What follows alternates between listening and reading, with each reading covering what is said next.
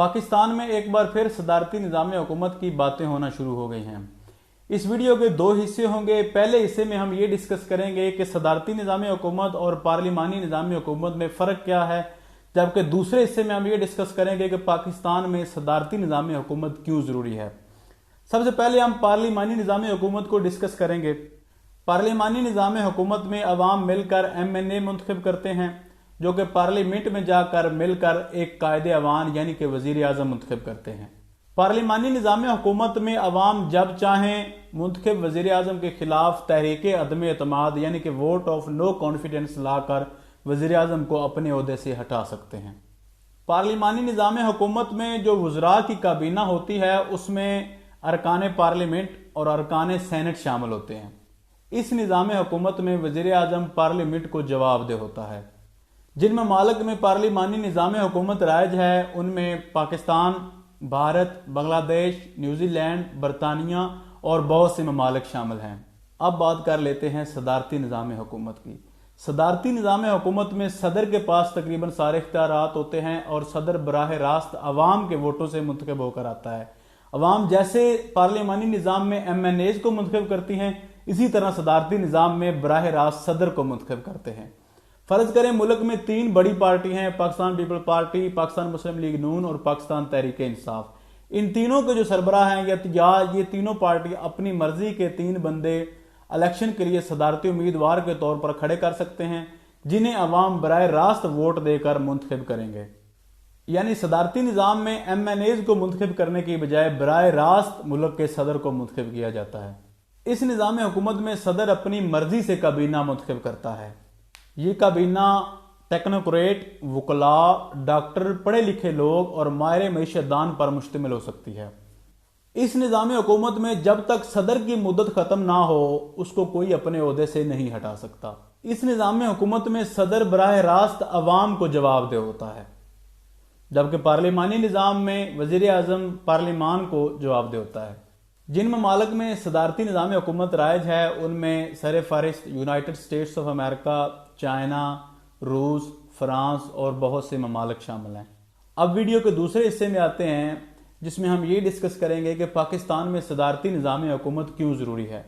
पाकिस्तान में पार्लिमानी निज़ाम हुकूमत राइज है और हम अच्छी तरह जानते हैं कि MNA वही मुंतखब होता है जिसके पास बहुत ज़्यादा पैसा होता है, या अमूमन मुंतखब होने वाले MNAs अनपढ़, जागीरदार और जाहिल होते हैं। अरकान पार्लियामेंट जो कि MNA होते हैं उनका असल काम कानून साजी करना होता है, लेकिन हमारे यहाँ कानून साजी नहीं की जाती। हमारे यहाँ जो अरकान पार्लियामेंट होते हैं वो अपने सारे टेन्योर में वज़ीर आज़म को ब्लैकमेल करके रखते हैं और अपनी मर्जी की वजारतें लेते हैं, क्योंकि इसमें पार्लिमानी निज़ाम हुकूमत में जो कि हमारे यहाँ भी राइज है, इसमें जब चाहें अरकान पार्लियामेंट वज़ीर आज़म को अपनी कुर्सी से हटा सकते हैं। इसलिए वज़ीर आज़म अगर उसकी हुकूमत कमज़ोर हो फिर तो ज़्यादा ही, वरना आम हालत में भी वज़ीर आज़म इनके हाथों ब्लैकमेल होता रहता है। अगर कोई एक टोला मिलकर भी किसी एक बंदे की एक कोई ख़ास वजारत चाहें तो वज़ीर आज़म मजबूर होता है कि उस बंदे को वो वजारत दे सके। पार्लिमानी निज़ाम हुकूमत में अमूमन मोरूसी सियासत ही होती है, जिसमें बड़े लोग, वडेरे, जागीरदार, उनकी औलादें, ये सब मिलकर पार्लिमान का हिस्सा बनते हैं। पाकिस्तान में पार्लिमानी निज़ाम हुकूमत की नाकामी का अंदाज़ा आप इस बात से लगा लें कि 2008 से लेकर 2013 तक जो पाकिस्तान पीपल्स पार्टी की मखलूत हुकूमत थी उसमें 342 अरकान में से 298 अरकान ने अपने 5 साल मुद्दत में पार्लियामेंट के फ्लोर पर खड़े होकर एक लफ्ज भी अदा नहीं किया। यानी कि इस निज़ाम में जो भी मुंतखब होकर अरकान पार्लियामेंट बनते हैं वो अमूमन जाहिल और अनपढ़ होते हैं।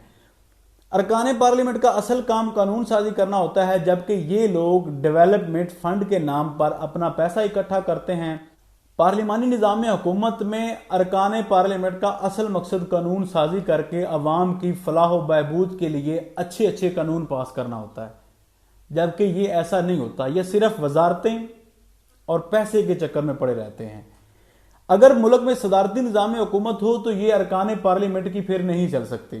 फिर सदर ही मुल्क का हुक्मरान होता है, जो ना तो किसी के हाथों ब्लैकमेल होता है, ना ही उसे अपनी कुर्सी की फिक्र होती है, کیونکہ وہ ایک قسم کی اسے گارنٹی ہوتی ہے کہ وہ اس کی جو مدت ہے نا حکومت کی وہ تقریباً پوری ہوگی.